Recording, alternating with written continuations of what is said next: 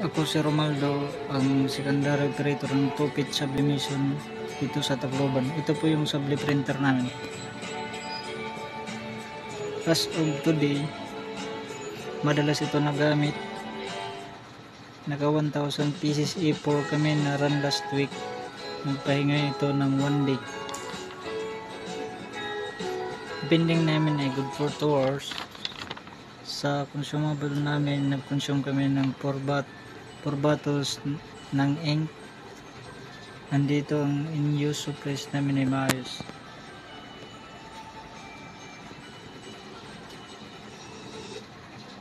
Updated ang inventory reports as of kanina. Dahil ang projected inventory namin ay good for 5 days.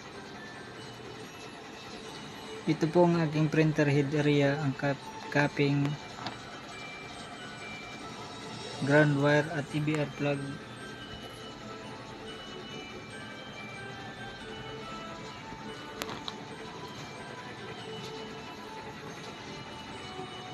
Ganito naman po ang tamang pag-head clean, nozzle check at paglinis ng ubid. Pero wala po kaming roll press dito po.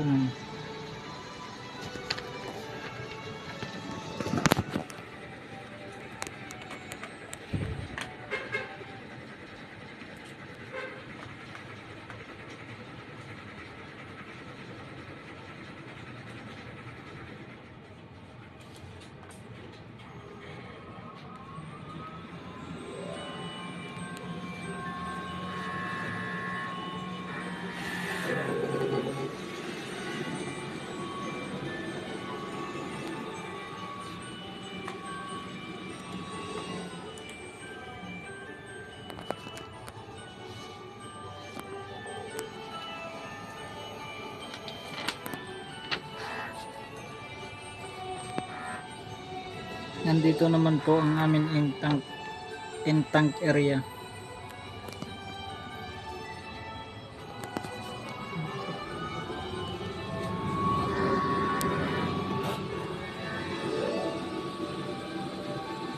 Nilinis ko yung printer everyday.